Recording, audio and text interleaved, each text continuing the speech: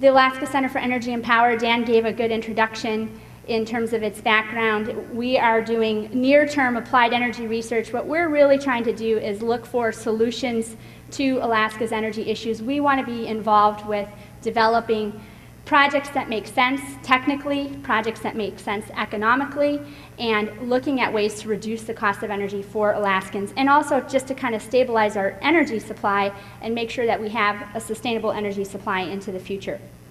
I want to start out by talking a little bit about the big picture and where our energy comes from and how we use it, both nationally, around the world, and in Alaska, and even here in Fairbanks. The most basic source for most of our energy is from the sun. And I think that we're intuitively aware of how critical the sun is, especially at this time of year when we don't see it very much. But the first thing people think about when they think of the sun is they think solar power. They think solar thermal for maybe heating hot water, or solar photovoltaics like we see here on a house to generate electric power directly. But really, the sun is far more critical in terms of energy supply. Biomass energy is all driven by the sun. The wood that we're cutting is part of is grown through photosynthesis, which is energy from the sun. That's essentially carbon that's being sequestered from the atmosphere through solar energy that we're burning in our wood stoves, if we're doing that. The vegetables that we grow, the food that we grow. Energy is tied to everything that we do and everything that is important to us in our society, the wealth that we enjoy today. And so it is a really critical basis of our economy and of our way of life. Energy from the sun also, maybe less intuitively, is responsible for wind, wave power. It is what those thermal differences from night and day and different parts of our climate, that's really what drives the hydrologic cycle. So we have hydropower from that, our rivers, wave energy, wind, and then also our fossil energy resources are also originally from the sun. That's solar energy that's been stored in the earth for many millennia, but that was originally also biomass life, whether that's coal or natural gas or oil. And so that is also solar energy that's been sequestered over a period of time and that we can tap to meet our energy needs today. There are some non-solar energy sources that we do use. Nuclear is a big one. Geothermal energy from the earth is another one that we can take advantage of. And tidal energy is primarily lunar from the moon, but there's also a little bit of a solar component there as well.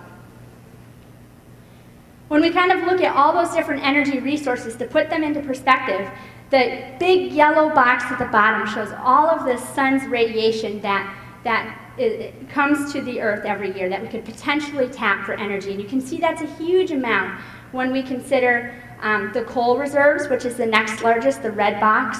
Uranium reserves, that would be nuclear power, is the next largest. Oil, gas, and then the tiny little box on top is actually what we consume, or what we have consumed in terms of the history of mankind in terms of our energy usage. So you can see that's still a pretty small fraction, but it's significant, and a lot of that energy that we do see in this chart isn't necessarily energy that we can access because it's very diffuse. It's not very easy to get to a large enough quantity to make it economic to deliver to people for meeting their energy use. And examples of that are the hydropower little square is super tiny within the solar box, the wind energy, and the photosynthesis. So even though the solar square is really large, we really can't access most of that because it's so diffuse over such a large part of the globe.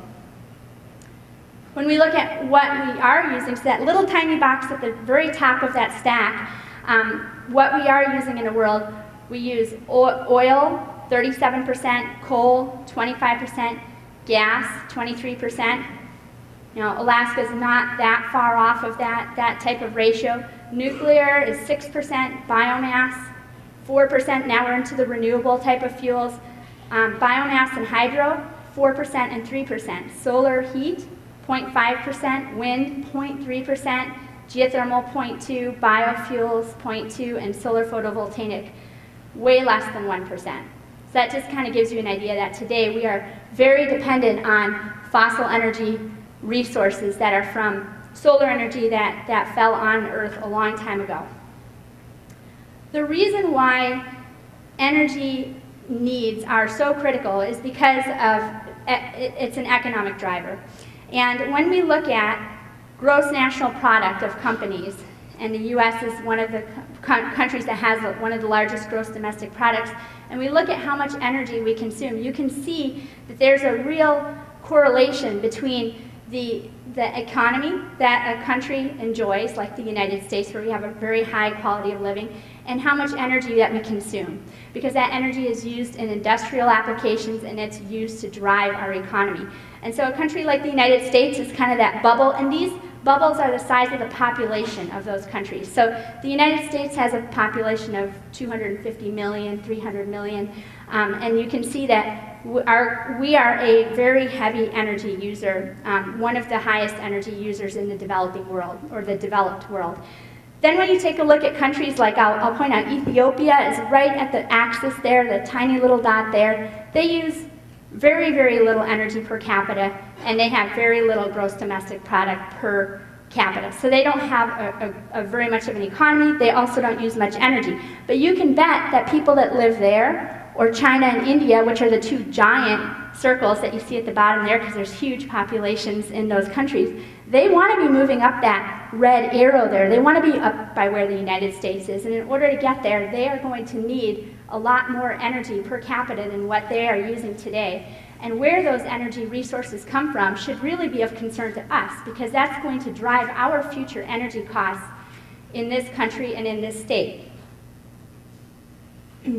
Here is just another graph showing basically what the other one indicated, which is that as we go forward into the future, we can expect our energy use to increase worldwide. And again, that's something that does impact us here in Alaska, because we are tied to international markets. Now, eventually, these fossil energy resources are going to decline. There's a lot of disagreement about what time period that might happen. If we're talking about peak oil, which is the peak production of oil, after that we produce less, that could happen today. It could have happened yesterday. It could happen 50 years from now. It could happen 100 years from now. There's a lot of disagreement about when that might be. But the bottom line is that that is going to happen at some point in time, especially with the increased demand worldwide. And so we do want to be looking at what our alternative options are, both for the state and around the world. In Alaska, we've already hit that peak production, and I think here in Fairbanks, we're particularly aware of how dependent we are on oil from the pipeline that's going down to Valdez, and the concern that this community has in terms of making sure that we can maintain that supply for as long as possible, because once that pipeline flow falls below a certain amount, whatever that amount might be, it will not be economic to continue to operate that pipeline. And this community will certainly, will hopefully have some alternatives in place by that point in time. The average American uses 107 kilowatts per day, and I think this is one of the things that scares people away from engineering and maybe from presentations like this, is all these energy units that we throw out there. What's a kilowatt? What's a British thermal unit? What's a joule? There's a lot of different units that are out there. And the bottom line is, it's not really so important to understand each individual unit. They're basically like feet or inches for distance. We're talking about an energy measurement. It's just a unit of measurement. So I'm going to put it in perspective for you a little bit, what 107 kilowatts means. Lance Armstrong, during a Tour de France, puts out about 3 kilowatts during a 12-hour race, which is, I can't even imagine riding my bicycle for 12 hours. But the average output is about 250 watts per hour. I'm going to put that in Alaskan perspective, because we've got the Yukon Quest coming up here in 3 weeks. A long-distance sled dog puts out about 5 kilowatts, so quite a bit more than Lance Armstrong during a typical day on the Yukon Quest or the Iditarod. So we basically need the equivalent power output of 22 sled dogs or 35 Lance Armstrongs to generate the amount of energy needed by every American every single day. That's a lot of energy, and that's energy to run your lights, for heating, and for transportation. So that's most of your energy needs that you use. But that's a lot of energy. The way Alaska gets most of that energy is through a combination of resources. The biggest one is natural gas. We have a large natural gas field in Cook Inlet, and that's really where most of our electric power is generated. Most of our heating comes from too. Some heating in Fairbanks through Fairbanks Natural Gas, but also in Anchorage, that is the primary source in the Anchorage area. Hydropower, which is considered a renewable resource by many, is 24% of Alaska's electric energy resources is from hydropower today. 10% here in Fairbanks through Golden Valley. They own a share of Bradley Lake Hydro. So 10% of our electric power is delivered through hydropower. Petroleum residual, this is basically naphtha, gasoline, any kind of petroleum distillates, that's 10%. Oil, diesel, 9%. Coal, which is primarily here in the interior, is 3%. And then the renewables, wind, solar, biomass, other than hydropower, is 0.2%. It's an incredibly small percentage of the electric power resources that we use today. So what does this mean financially? What does this mean in terms of dollars?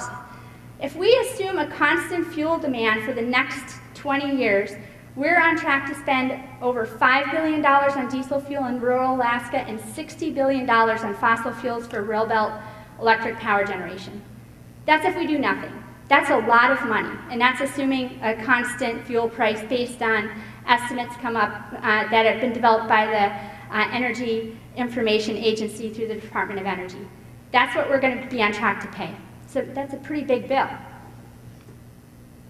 It makes the case for renewable energy a little more appealing because the capital costs are higher for renewable energy projects than for fossil fuel projects.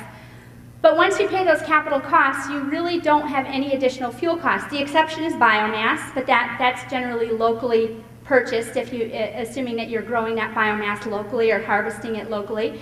But you don't have any major fuel costs with wind power, with hydro, once you put the infrastructure in place. And that equals stable prices. You know what your fuel cost is going to be 20 years from now. And today, I can guarantee you that no one in this room, we could do a lottery, and you would not know what a price of crude would go for 20 years from now. I've heard some really, really disparate arguments for that, from very low to quite high, you know, and everywhere in between. So we don't know. That's a problem. And knowing what your fuel cost is into the future is a very attractive proposition, especially for industrial investment, looking at economic development for the state. We're making use of local resources. They're available. We're not so dependent on long supply lines. We are at a disadvantage here in Alaska because we are at the end of many supply lines. Much of the diesel fuel for rural Alaska comes from outside the state. It's shipped up here. We're dependent on those supply lines to supply that. But also our food that we have on our shelves. If we can grow more food locally, these are all opportunities for us to be using our energy to be meeting the needs of our community. It's clean with no emissions, and emissions are becoming a more significant issue, especially with the Obama administration looking at potentially having a carbon tax structure in place in the near future. And of course, they're inexhaustible. We're not going to run out of our renewable resources as long as we're tapping them in a sustainable manner. So to talk a little bit more about Alaska and what we have available here and to our community as well, here in Fairbanks. Wind, Alaska is really fortunate, and not only do we have some of the best fossil energy resources in the world, but we also have some of the best renewable energy resources anywhere. There are few places in the world that have the same opportunities in terms of resource mix as Alaska does, and wind is a big opportunity. It is here in Fairbanks. Golden Valley Electric is looking at a wind farm down in Healy at Eva Creek. But the coastal areas of Alaska are really where we really find world-class wind resources. And that's in a lot of western Alaska and in the Aleutians. Kotzebue Electric Association was really a pioneer in the development of wind technologies in these small remote communities. We have sort of a unique situation in Alaska where we have a large number of small isolated grids. In fact, the entire Alaskan electric grid is an isolated grid. We're not connected to Canada. We're not connected to the lower 48. And that also makes us vulnerable. Kotzebue has integrated a number of different wind turbines into their generation system, and been able to offset a lot of diesel fuel generation, which means combining wind power with existing diesel generation and kind of integrating or marrying those two technologies in a way that can reduce the amount of fossil fuel that's being burned. Railbelt wind farm projects, I mentioned Eva Creek. Fire Island down in Anchorage is another big one that's being considered. And the nice thing about those two projects is the wind blows in different times at both places, so they really complement each other well. The wind blows at Eva Creek and at Fire Island at completely different times. And one benefit there is that it balances the biggest problem with wind power, which is that it's not a consistent energy source. You can't control when the energy is blowing. You want the lights on all the time, not just when the wind is blowing. And so you need to have some kind of mechanism to store that energy or otherwise kind of compensate for the fact that that is not a consistent energy source. At the university, that's one of the big issues that we're addressing. We have the Wind Diesel Application Center that we've recently developed. It's a partnership with about 50 different industry partners. We work very closely with private sector on a lot of this technology development. We're also partnering with the National Renewable Energy Lab and Sandia National Lab and the Alaska Energy Authority on this project. The coordinator, the wind diesel coordinator for the state of Alaska, Kat Keith, is a joint position between the Alaska Energy Authority and the Alaska Center for Energy and Power. She was here today with her wind power generation for the students. We are doing a lot of testing on different types of energy storage. And this is an opportunity where Alaska can really, not only is Alaska today a leader in wind diesel technologies, but we have the opportunity to get even better, to optimize our systems, to improve what we're doing here in Alaska, and then export that knowledge and that technology while at the same time trying to reduce the cost of power for our residents. The battery in the lower right-hand corner is a large-scale, industrial-scale battery that we've been testing at our laboratory here at the University of Alaska Fairbanks, working with the manufacturer to try to optimize that system and hopefully deploy that in Kotzebue is the long-term goal for that. Geothermal is another resource that we have where, at least in the Aleutian Island chain, down there in the bottom left-hand corner, that's a volcanic arc. And there are some really world-class resources available there. The big challenge is that a lot of the geothermal resources in Alaska aren't close to population centers, and that's often a challenge with renewable resources, is that one of the biggest costs associated with developing these projects is the cost of transmission. No one's been able to really find a good way to reduce the cost of transmission. It's a high cost to a lot of these projects, and a place where, like the Aleutians, where there isn't a lot of major population centers, it makes it very challenging to develop all but the resources that are closest to population centers. But there are some that are. Macushin is one that's very close to Dutch Harbor. Mount Spur is one that is being considered for development very seriously right now. And then in the interior of the state, up there in the kind of the middle of the state, including Fairbanks, you see we have these lower temperature geothermal resources that have really been overlooked for power generation for many years, but do have actually significant potential to meet the local power needs of those populations. The way geothermal power is realized is that you have some kind of water. You need to have some kind of heat transfer mechanism. You can't, anywhere that you drill deep enough, you'll have heat. You'll be able to tap heat. The center of the earth is hot. We know that the deeper you drill, the hotter a well will get.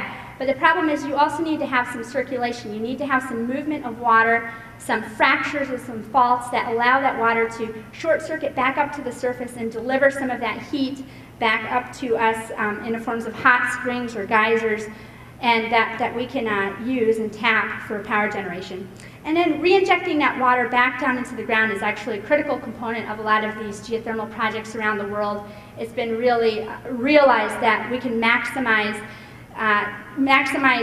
the resource by re-injecting the spent fluid, making sure that we're retaining the pressure and being able to kind of maintain that resource over a long period of time. Here's a few examples. This is a heat flow map of the state of Alaska. You can see there's an area of high heat flow that goes through the middle of the state. But the problem with this map, which was created by Southern Methodist University, is it's based on very few data points. And one of the things we've been trying to do is refine and improve this map, because probably our resources are a lot more spotty. We don't have as many good resources as this map might indicate, but there still is a lot of potential. Chena Hot Springs is the only developed geothermal project for power generation in the state of Alaska. Pilgrim Hot Springs is one where there's been a lot of interest, and we actually have a Department of Energy funded project that was received by the University of Alaska to work with the community of Nome and Mary's Igloo Native Corporation out on the Stewart Peninsula to assess that resource for power generation. Manly, a little bit north of here, and Circle also certainly have potential and are about the same scale as the Chena resource. Chena's really put Alaska on the map for geothermal because they've done not only space heating, power generation, refrigeration with their ice museum, and in food production. They've really done everything they can do to maximize use of that resource. And this is an interesting project that I've been fortunate enough to participate in. And a couple advantages that have been realized with the Chena project is, number one, Alaska can actually use cold to its advantage. And the fact that we have cold weather here in the winter, and that's when we need power the most, has actually been one of the things that has made Chena so successful. Because the temperature difference between your hot water and the cold air or the cold water that you have available, that temperature difference is going to tell you how much power you can make. That's just a thermodynamic law. You can't change it. And so the fact that we have a lot of cold here is actually great because we don't need quite as much hot to make the same amount of power. So we're pretty fortunate in Alaska to have so much cold air. But it's also just an interesting project because it is the lowest temperature resource ever used worldwide, and it has definitely changed some of the thinking in terms of how we can use equipment to generate power today. University of Alaska does a lot of work in geothermal resource assessment. We work with a lot of different communities around the state to take a look at their resources and how best to develop those. This is an example. We worked last summer with NANA Regional Corporation out in western Alaska to look at one of the better resources in our region. It's Granite Mountain. It was very remote. We had to fly a helicopter in there and took a look at that resource. We located or identified a fault that was controlling that geothermal system and kind of put some boundaries on how much power you might be able to generate from that resource. And unfortunately, we all concluded at the end that it was too far away from the nearest community to really warrant development because it wasn't large enough to do a project that could really have regional significance. We work very closely with the Geophysical Institute on a lot of our geothermal projects.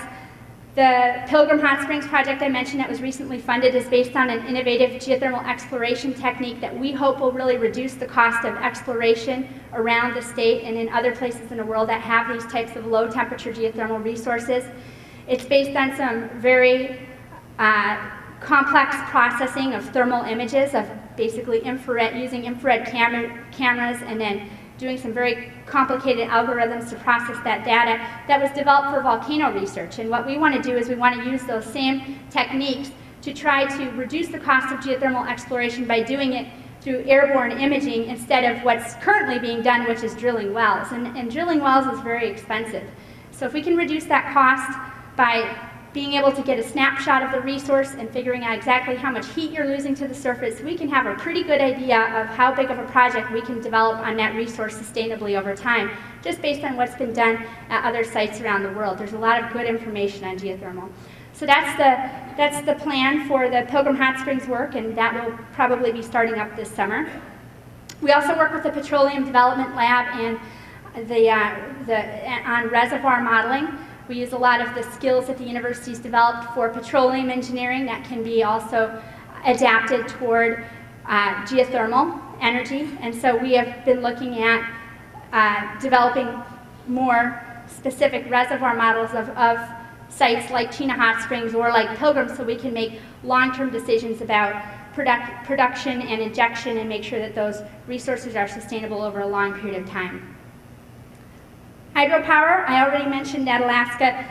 Hydropower supplies about 24% of our electric energy, some of that on the rail belt, but a lot of that is in Southeast, where our best hydro resources exist.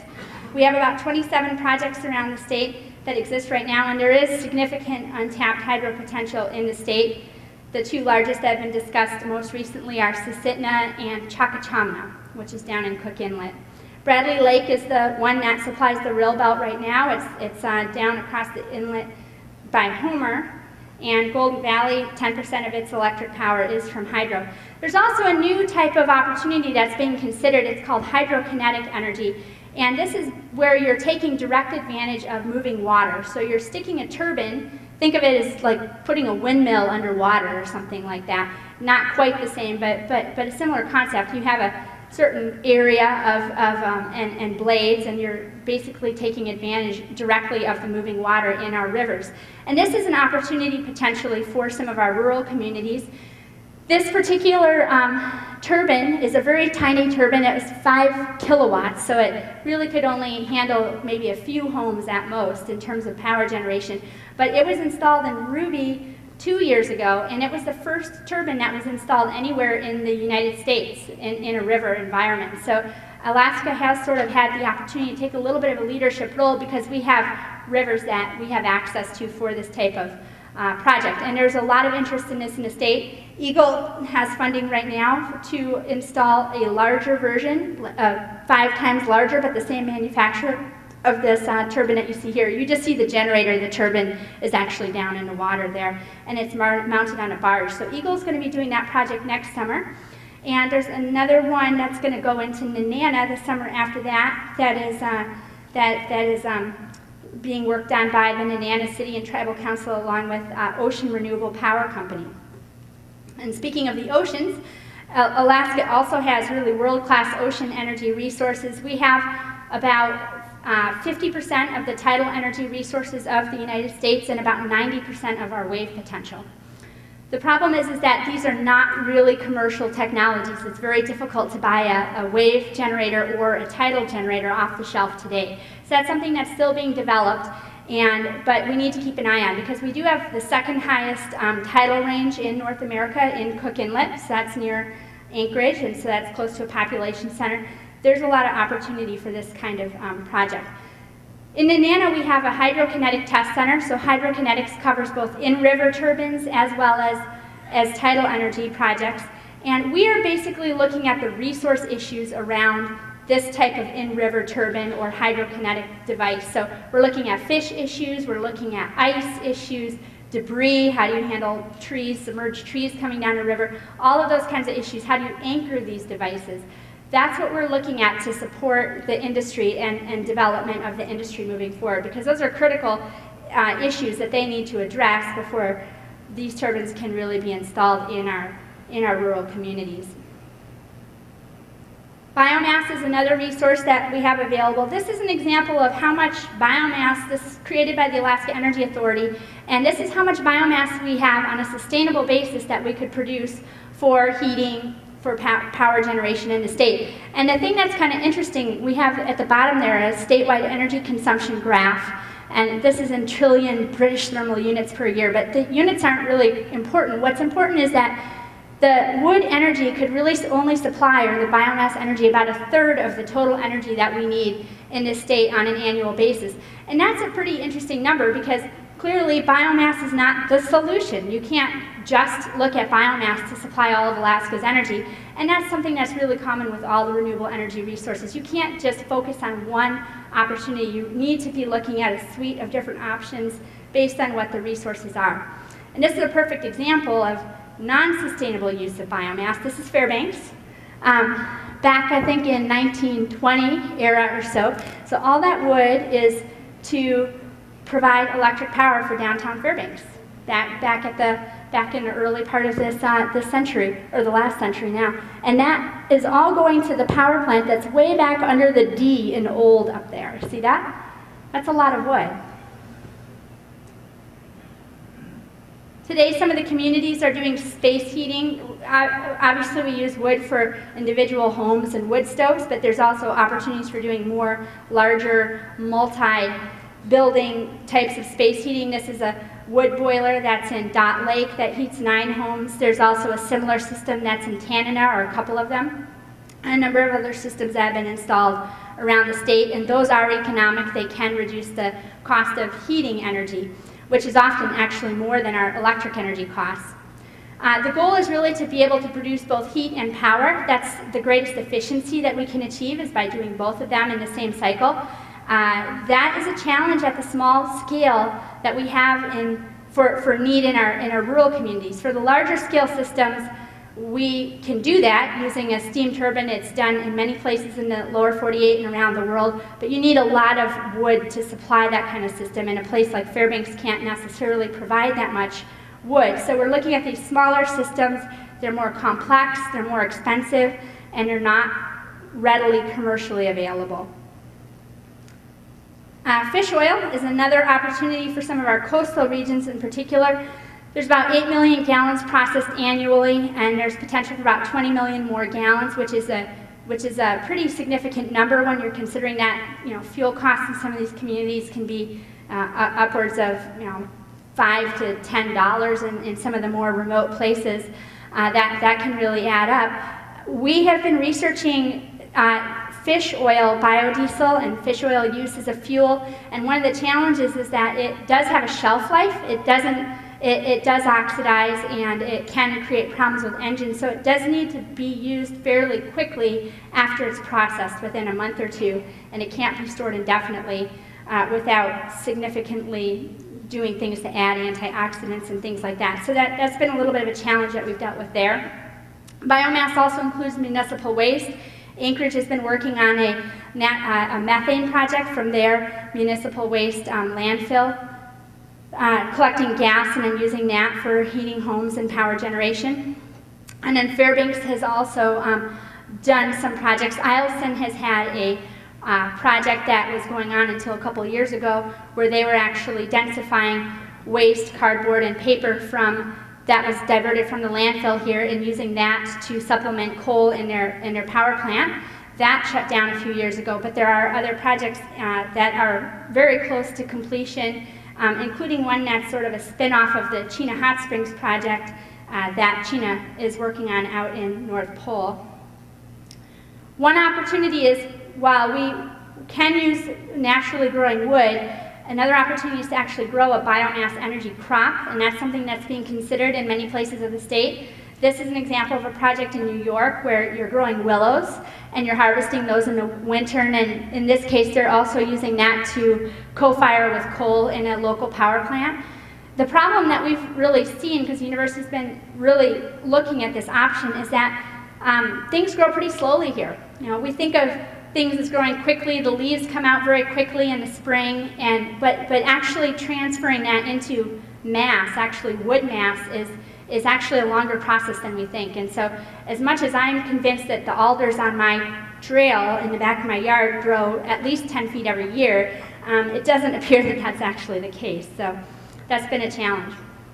I haven't talked about efficiency at all, and I really don't want to miss talking about it, because it's the first thing that all of us can be doing on an individual home owner level or as a community to address our energy costs the quickest and the most effectively. Golden Valley's had some very good energy sense programs, business sense programs that have really done this community well in terms of trying to reduce our energy costs.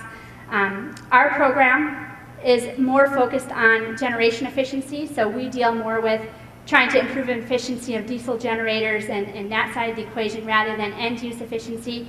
Cooperative Extension at the university works on end-use efficiency, as does Cold Climate Housing Research Center here, and we partner with those organizations. But Alaska energy use has increased in the last 20 years by 18%, while our population has decreased by 7%. A lot of that is because of industrial use of energy in the state, so I'm not sure I take too much away from that, but some people would argue that we haven't done as much about efficiency and conservation as we could. So again, one of the things that we're working on at the university through the Alaska Center for Energy and Power is improving efficiency of our existing diesel generators, making better use of the heat that's available from those generators by operating local greenhouses. We have a project in Galena that we are hoping to put a greenhouse in Galena and use waste heat from their diesel generators. And we also are working with several communities in the interior to just improve the efficiency of their existing diesel generators. I want to mention a little bit more. I talked earlier about how energy is really critical in terms of driving Alaska's economy. And that's been largely based on fossil energy in the past, and I think that that's probably going to happen well into the future. But we want to be thinking long term, and we also want to be thinking about ways that we can be exporting Alaska's energy in ways other than through pipelines or through electric power lines. And that's really through value-added processing of goods and services that we use, and building more industrial opportunities for the state. So now some of the things that have been considered are geothermal and the Aleutians. Susitna and Chakachama are the two hydro projects I mentioned earlier, Mount Spurs, the geothermal project. These are larger energy projects that could supply energy for some key anchor customers that could help drive Alaska's economy into the future. Power for remote mines, that's a huge issue with many remote mining opportunities, is that there isn't readily available energy at a lot of these sites, and that's a big challenge in terms of the cost of developing some of those projects. We partner with the Petroleum Development Laboratory on also looking at ways to optimize our existing fossil energy resources. Methane hydrates is an untaped resource that's far more significant worldwide in terms of resource potential than natural gas or oil or coal, probably all of those combined actually. Methane hydrates are generally located under the ocean floor, but in Alaska it's also trapped under permafrost formations, and so it's easier to access here than other places. This is a good place to be studying methane hydrates and whether that's something that we could be tapping as an energy resource, and that's being done right now on the North Slope. The gas pipeline, heavy oil, so we can maximize extraction of our existing oil resources. Carbon sequestration is a big issue that's really coming to the forefront that we've been starting to take a look at, looking at advanced coal technologies, cleaner coal technologies, and then also infrastructure development, high voltage DC transmission lines and things like that. We often think about Alaska as being very remote in terms of a world, our position in the world, it being in the Arctic as we are. And of course, when you look at maps of the lower 48, we're often kind of this island floating off the coast of California or Mexico, somewhere down there. But in reality, we need to rethink how Alaska fits into the world energy picture, because we are dealing with a seasonally free ice in the Arctic, and that is really opening up new opportunities for potential shipping routes, and we are not as isolated as we once were. And so that is just really something that we want to be thinking about, is where we are and how we want to best be taking advantage of our resources to drive new economic opportunities for Alaska based on our position in a new energy and a new world economy here. So, going back to research at the university, energy is very interdisciplinary. We work a lot with private sector. I mentioned with the Wind Diesel Application Center, but there's a huge, almost every one of our projects has private sector involvement.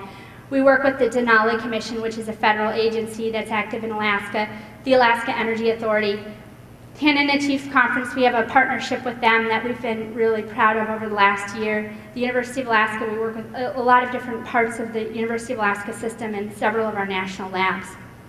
I'm not sure if you can see this list. You might be able to because it's a pretty big screen, but there's a lot of different programs within the University of Alaska that are active in energy research and different parts of energy research. And some of them you might not think about right away, like the Institute of Arctic Biology is one of the programs on that list, but we're working with them to do our fish studies for the hydrokinetics. And so we're bringing researchers into the energy picture that haven't really thought of themselves as being researchers with capacity related to energy. And we're developing these interdisciplinary teams and really starting to attack some of the critical issues that are facing Alaska today.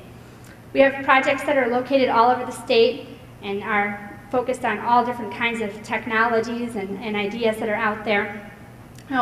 Research and development is often sort of pushed aside and is not really necessary for funding, but it's really critical to attract new investment to the state. A lot of these projects that are happening that are cutting edge technologies, we're able to draw investment of private sector companies that are developing concepts from outside of the state to Alaska to Fairbanks to be testing these different types of energy devices, because we can actually do projects here that are cutting edge and new, that are economic in Alaska because of our high energy costs, whereas anywhere else they would not be economic. And so there's interest in doing these kinds of projects in Alaska, and we want to be attracting that kind of investment to the state. We also want to reduce failures. There's always going to be failures when you have energy projects, but you want to minimize those failures, and you want to be making good investments and spending our finances that we have available wisely. Improving existing projects. We really try to narrow the focus of many of the energy projects. There's a lot of communities that have a lot of great ideas out there, and we work with them to kind of trim those down to what the best opportunities and alternatives are. And we also work on helping to provide information to develop energy policy for the state. And of course, creating new jobs is a fantastic opportunity for us. Right now, Alaska ranks 46th nationally in research funding, but I think that that's actually going to change. I just want to leave you with a couple of images from Reykjavik in Iceland. Having worked in the geothermal industry for quite a few years, I've always found Iceland to be sort of an inspirational model, maybe not with their banking system, but with what they've done with their energy projects, which is pretty unrelated. And I think this is kind of an interesting model for Alaska, because in 1932, this is kind of in between the world wars, and all the buildings were heated using fossil fuel. That's where they got all their energy from, was from coal that was imported from Europe. And they really struggled during the world wars with being cut off from their supply lines. They had some very serious issues there. Clearly their city was not running the cleanest fossil energy. Kind of looks like downtown Fairbanks sometimes, actually. But anyway, this was Reykjavik at the beginning of the century, and this is Reykjavik today. And they really turned around their situation, which was pretty bleak on their island. I mean, literally, they'd cut down every tree. They really had an environmental disaster on their hands, and they've really turned that around today. It's one of the cleanest cities in the world. They operate off of geothermal and hydropower, and they've managed to attract significant industrial development to their island nation, even though it's a lot more remote than Alaska is. Today, several companies are shipping bauxite ore, which is the ore that aluminum is derived from. They're shipping that from Australia all the way to Iceland to make aluminum. And the reason for that is it's very energy intensive. They need a lot of energy, and these companies, they want to know what their cost of energy is going to be 20 years out, because that makes a big difference to them. If they build a plant, a smeltering plant, and they don't know what the cost of fuel is 20 years out, that's a real burden for them. Excuse me. Whereas here in Reykjavik, they have probably a 20-year contract for power, and that means a lot, and it's been able to really provide an economic driver for that country. The interesting thing is that when they decided to switch over to renewables from the fossil energy resources they've been using, they didn't have an engineering program at the university.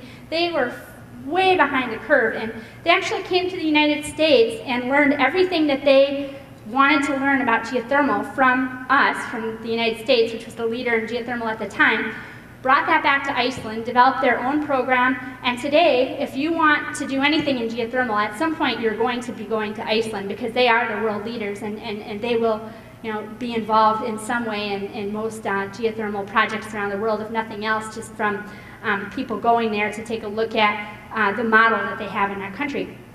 So it's sort of interesting, and I think that that's really something that Alaska also has some of these same types of opportunities to build an economy around new types of energy for our state. And that's all. So we want to open the floor to questions. Thank you so much for your patience and for joining us tonight.